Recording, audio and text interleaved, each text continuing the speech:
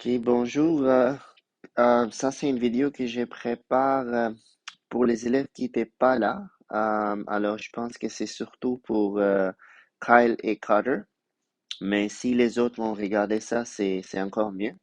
Dans ces cours, j'ai fait une révision de ce que vous avez appris en dixième année avec Monsieur Eric.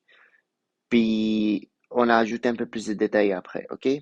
Alors, les lois des exposants, j'ai commencé avec la multiplication, ça c'est la première loi.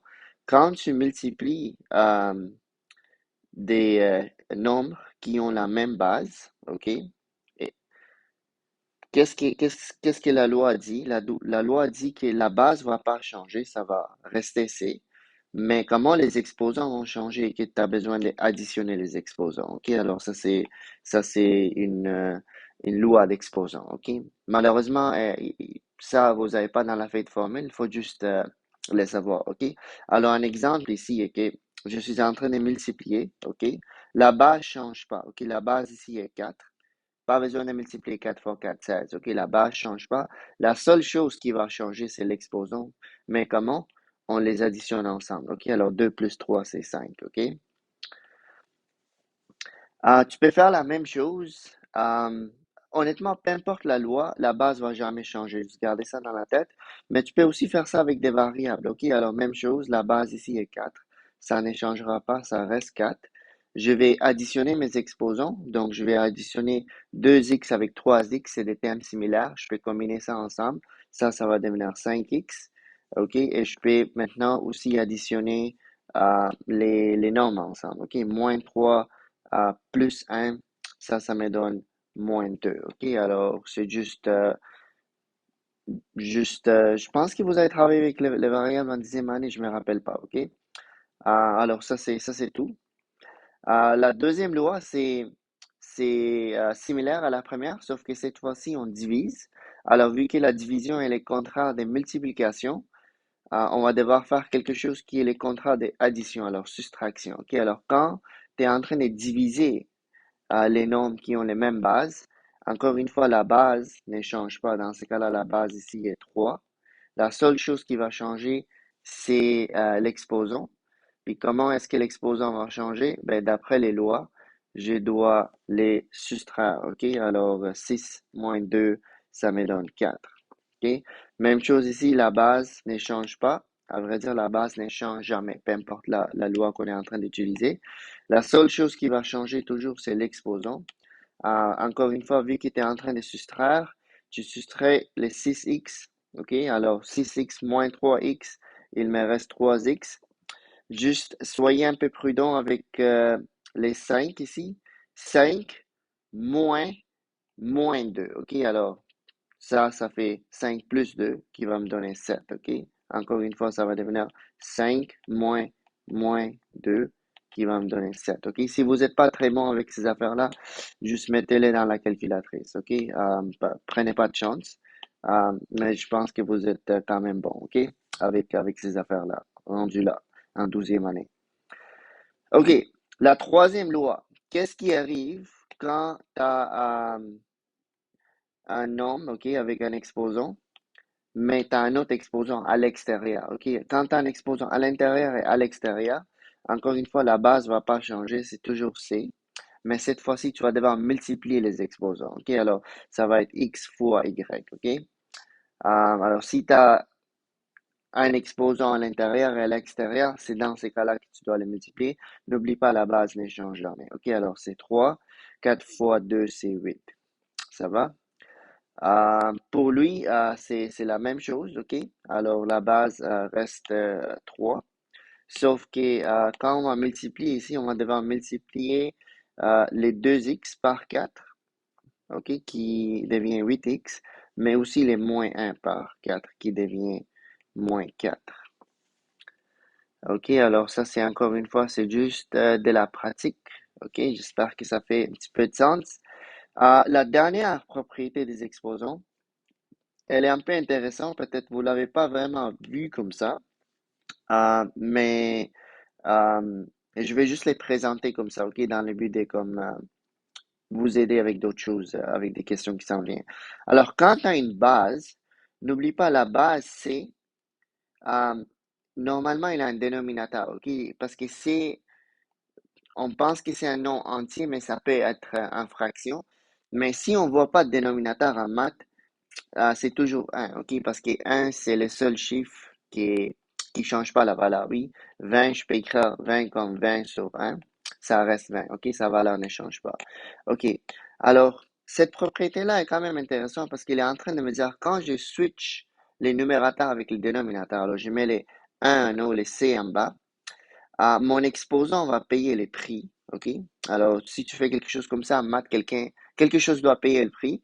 Dans ce cas-là, c'est l'exposant. Il faut que tu multiplies l'exposant par moins 1. Donc, si je multiplie moins x par moins 1, il va juste devenir x, ok? Et l'idée est que quand tu flippes les numérateurs avec dénominateur, tu dois multiplier ton exposant par moins 1, ok? Exemple, alors, j'ai 5 ici, OK?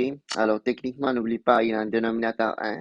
Si j'écris 5 comme 1 cinquième, vous voyez, le 1 est monté en haut, le 5 est venu en bas. L'exposant moins 2 ici, il faut que je multiplie ça par moins 1. Dans ce cas-là, ça va devenir 2, OK? Euh, les deux sont équivalents, OK? Puis, si vous ne me croyez pas, ben, on peut peut-être vérifier ici, OK? Alors, 5, exposant moins 2, Enter, 0,04. 1 divisé par 5, exposant 2, OK, Enter, 0,04, OK. Honnêtement, si vous avez des doutes, est-ce que c'est ça la propriété? Um, inventez-vous des exemples et regardez si c'est vraiment vrai, OK? Comme vous pouvez, si vous avez une loi dans la tête, mais vous n'êtes pas sûr si c'est ça, um, essayez avec quelques valeurs numériques et regardez si, selon la calculatrice, c'est égal. Si c'est égal, ben, um, vous avez, vous pouvez comme valider votre euh, pensée, ok? Alors, même chose ici, je vais switch, ok, le numérateur avec le dénominateur, donc ça va devenir 1 cinquième. Mais il faut que je multiplie le numérateur au complet ici par moins 1. Alors, ça va être moins 1 fois moins 2x moins 1 qui va devenir 1 cinquième. J'aime mettre ça dans la parenthèse quand c'est une fraction, j'aime garder les parenthèses. C'est pas nécessaire, mais j'aime mettre les parenthèses ici, ok?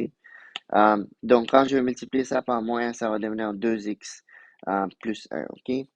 Puis, ils sont identiques, ok?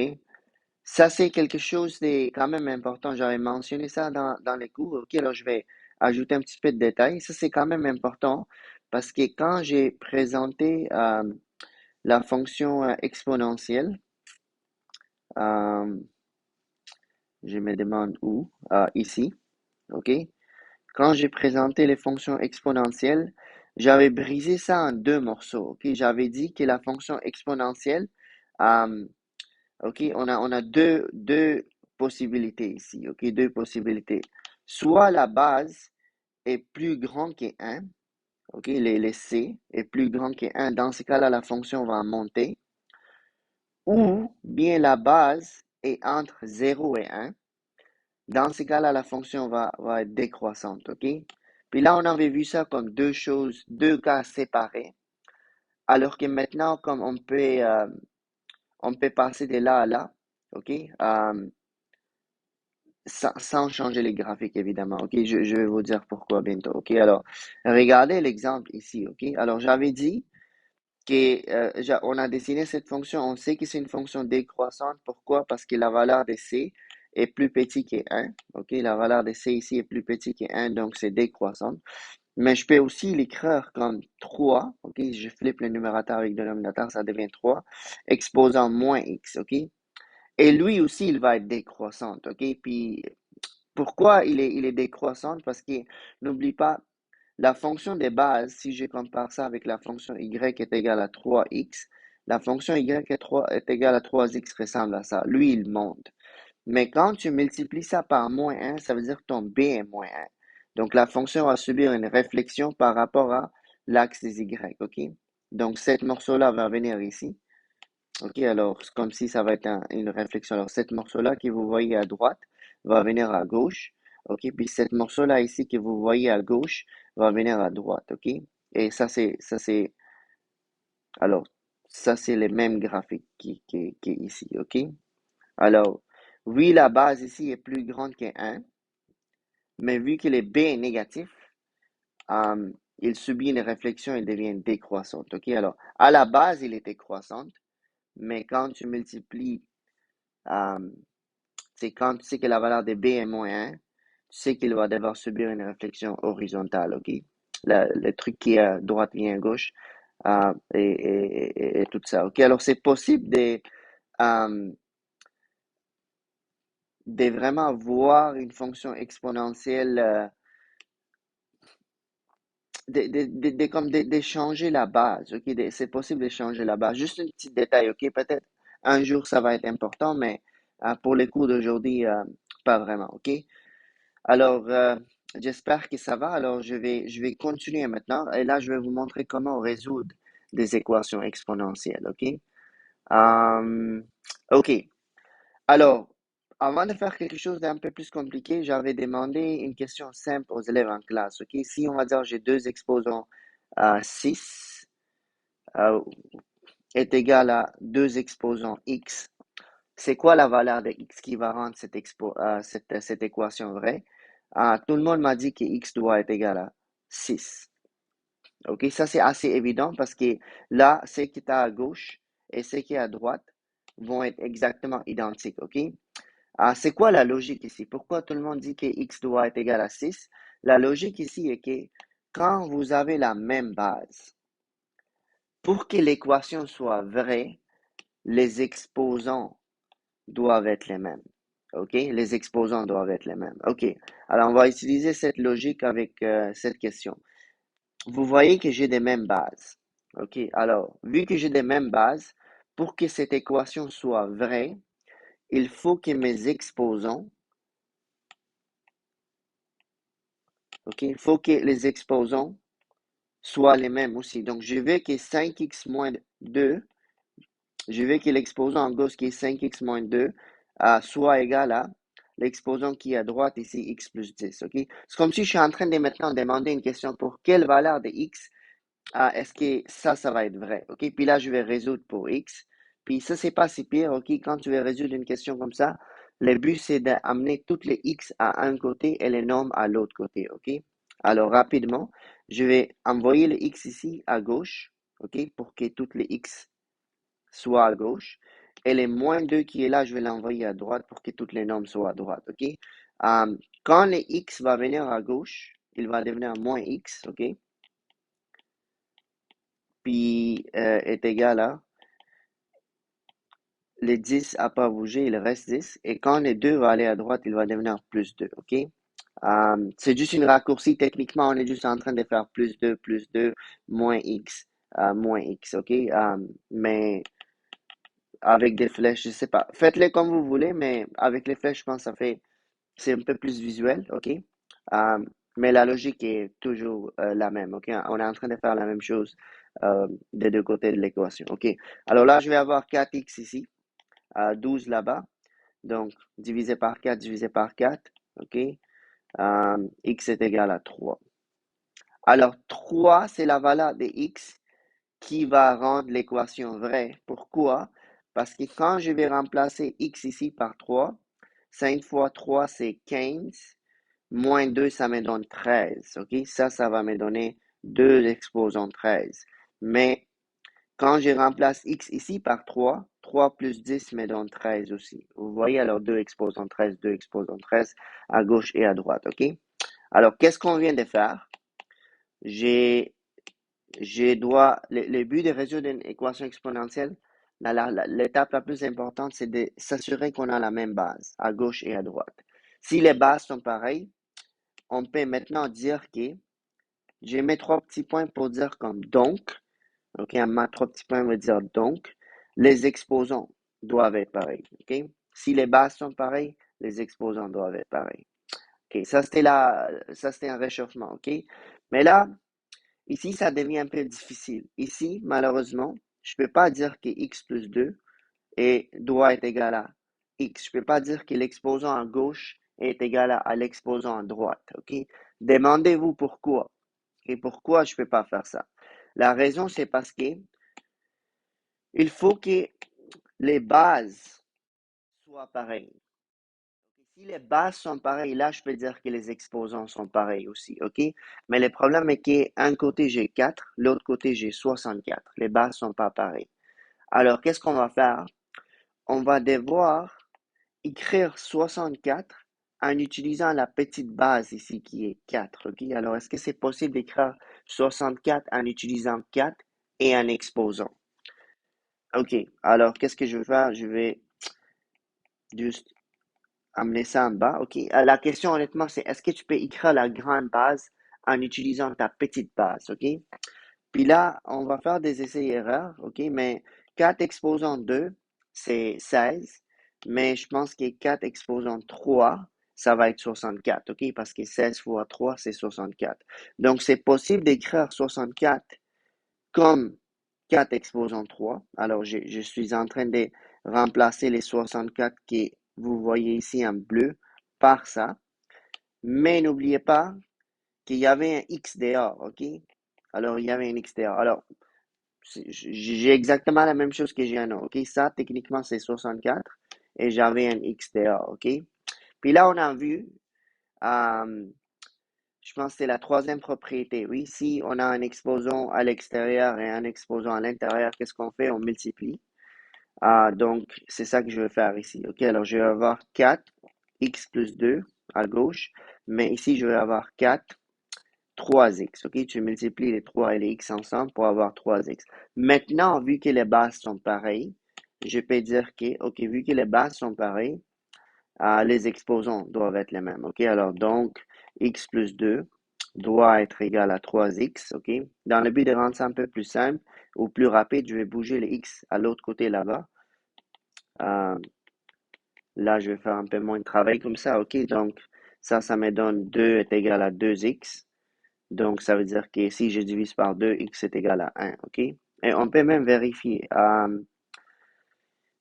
Si je remplace x par 1, ici, je vais avoir 4, 1 plus 2, qui est 3. Et 4 exposant 3, si vous mettez ça dans la calculatrice, vous allez voir que c'est 64. Alors, les côtés gauche, c'est 64. Les côtés droite, 64 exposant 1, c'est aussi 64. OK? Alors, les côtés gauche et droite sont pareils. On peut toujours, n'oubliez pas, on peut toujours vérifier si on a la bonne réponse, OK? OK, l'autre exemple ici, c'est, euh, j'ai rendu ça un peu plus difficile, OK? Dans chaque cas, je vous montre des cas différents, OK? Alors ici, là, c'était un peu plus facile parce que j'ai regardé la grande base et je me suis dit, est-ce que c'est possible euh, de remplacer la grande base en utilisant la petite base et en exposant, OK? Mais là, la grande base ici est 4. Mais c'est pas vraiment possible d'écrire la grande base en utilisant la petite base, OK? À moins que tu utilises des décimaux. Les élèves avaient parlé de ça en classe, OK? Mais j'aime pas travailler avec des décimaux. Vous pouvez, OK? Parce que 4 exposant 1, c'est 4. Et 4 exposant 2, c'est 16. Donc, je peux pas avoir 8. Je peux pas écrire 8 en utilisant 4, malheureusement, OK? Qu'est-ce qu'on fait dans ces cas-là? On regarde une base qui est encore plus petite que 4 qu'on peut utiliser pour écrire 4 et 8, OK? Et dans ces cas-là, OK, c'est pas 3 parce que 3 après c'est 9, OK? 3 au carré c'est 9. Euh, J'espère que c'est les deux qui viennent dans votre tête, OK? Alors, je peux écrire 4 comme 2 exposant 2, OK? Puis n'oublie pas, il y a un 2x euh, dehors, OK? 2 exposant 2, c'est toujours 4. Et je vais faire la même chose avec les 8. OK, alors pour les 8 ici, les 8, je peux écrire ça comme 2 exposant 3. OK, 2 fois 2, c'est 4. 4 fois 2, c'est 8. OK, encore une fois, n'oubliez pas que vous avez 2x moins 3 à l'extérieur. OK, et là, on fait la même chose. Quand on a des exposants à l'intérieur et à l'extérieur, on les multiplie. Donc ça va devenir 4x. OK, 2. Il faut que je multiplie les 2 par 3. Donc 6x moins 9. OK, alors tout ça, juste pour avoir la même base. OK, parce que maintenant, vu que les bases sont pareilles, je peux maintenant dire que les exposants doivent être pareils. OK? Donc, ça veut dire que 4x doit être égal à 6x moins 9. Et là, je peux résoudre pour x. OK? Alors, je vais juste bouger le 6x ici. Je vais avoir 4x moins 6x est égal à moins 9. Moins 2x est égal à moins 9. Et quand je vais diviser par moins 2, diviser par moins 2, je vais avoir plus 4,5. OK? Quand tu divises, les deux négatifs vont s'annuler, ça va? Ou juste faites ça dans la calculatrice, ok? Alors, divisé par moins 2, divisé par moins 2, ça va disparaître, ok? Et évidemment, vous pouvez vérifier si ça c'est la bonne réponse, ok? Honnêtement, ça ne m'étend pas de le faire, mais comment on vérifie? Remplace x par 4,5 ici, ok? Alors, tu vas avoir 4 exposants 9 à gauche. Vérifie cette valeur et compare-le avec 8.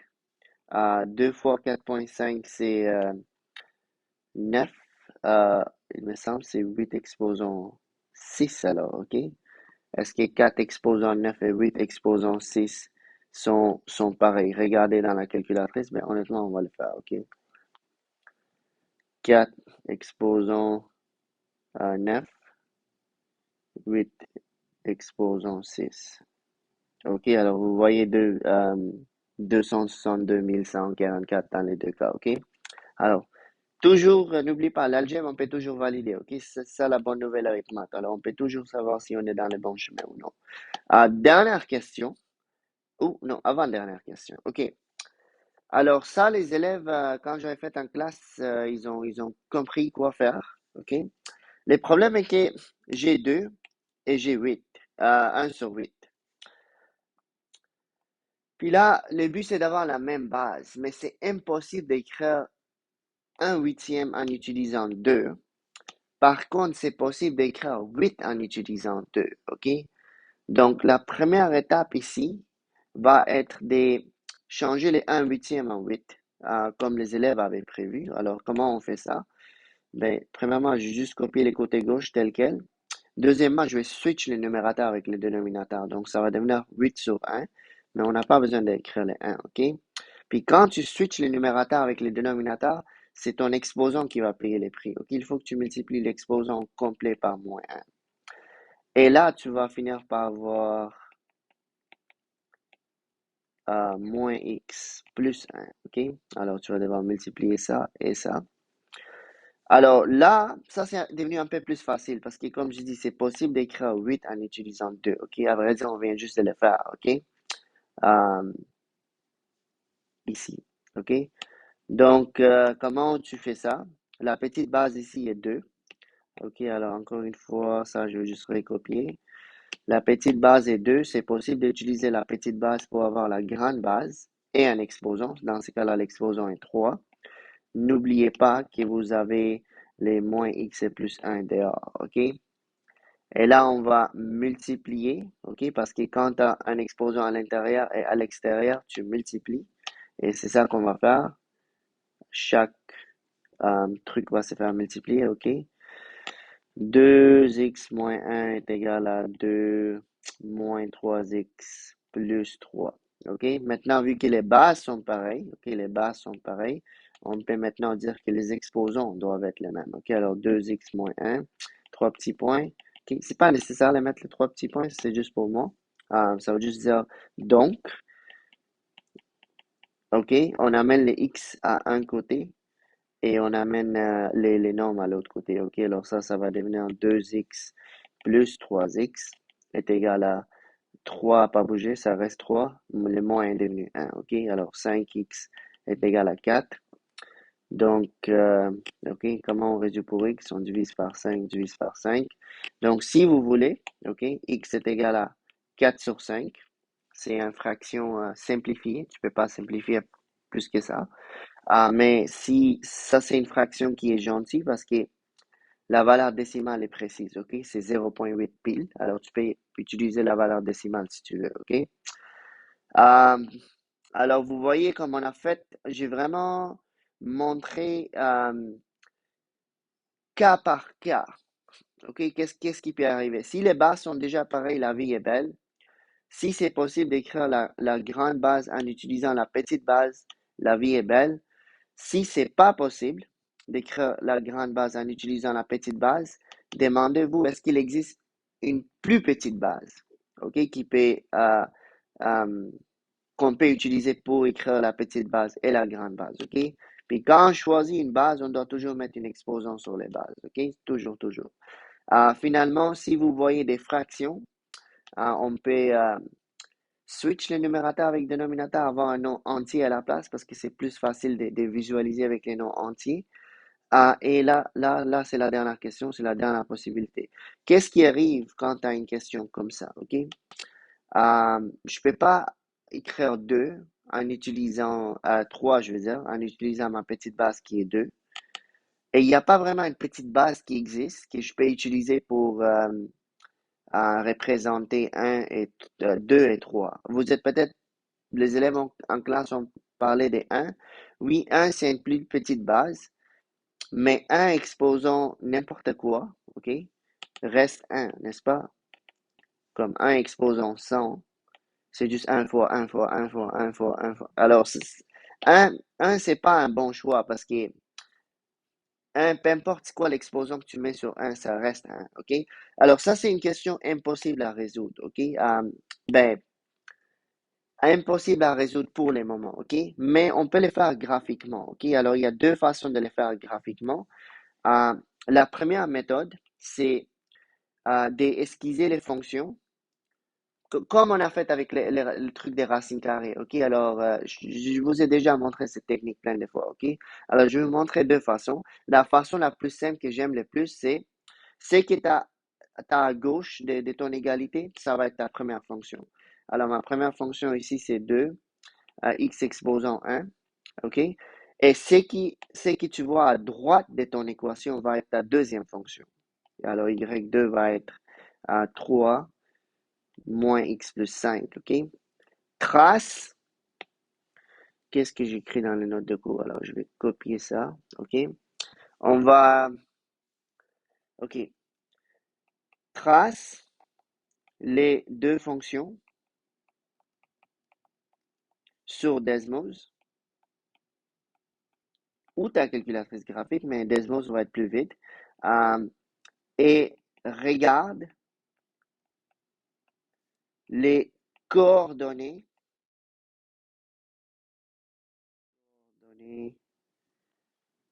Un coordonnée, je pense, OK. Alors, Kyle, je sais pas. Je pense pas que c'est la coordonnée. Normalement, c'est pluriel, mais moi je focus juste sur les X, OK? Alors, si je me trompe, Kyle, en français, je m'excuse. Alors, trace les deux fonctions sur Desmos et regarde les coordonnées X euh, pour déterminer la solution, OK?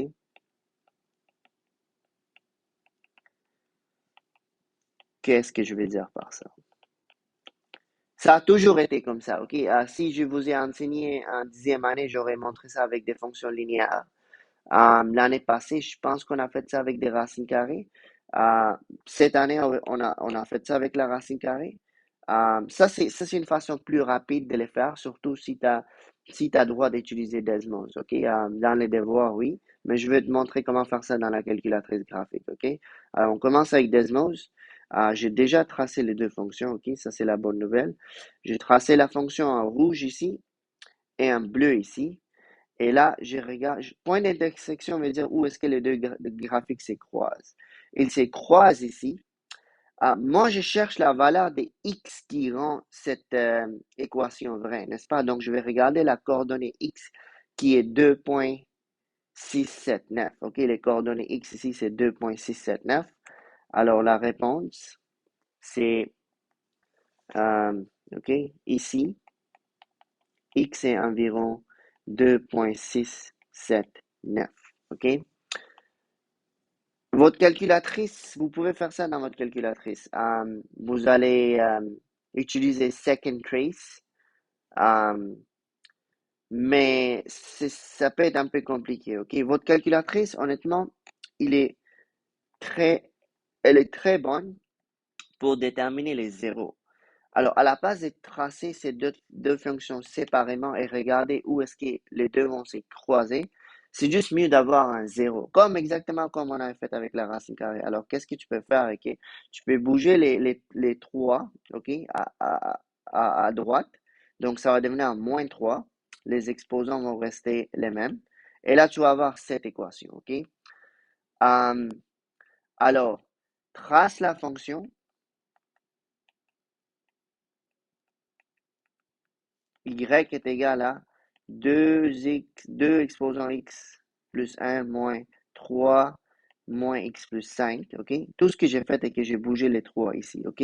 Donc, quand tu bouges quelque chose, ben, techniquement, tu fais moins 3, la même exposant, moins 3, la même exposant, là, ça va devenir 0. Ou bien, quand tu bouges à l'autre côté, change les signes, ok? Ok, alors trace cette fonction et détermine et regarde, je vais dire, ok, regarde, qu'est-ce que je disais, regarde, ok. Alors, regarde les zéros de cette fonction pour déterminer la solution, ok.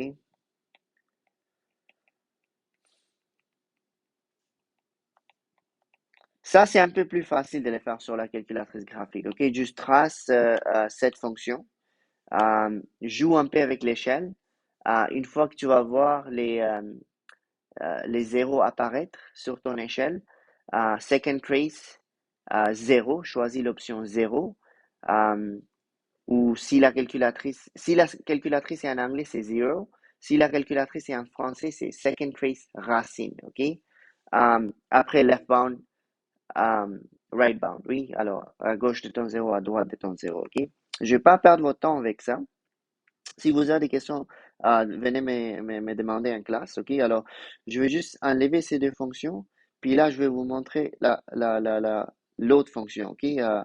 Puis là, si je regarde les zéros de cette fonction, les zéros, c'est les coordonnées x, ok, qui rend la valeur de y 0. Donc, c'est toujours 2,679, ok.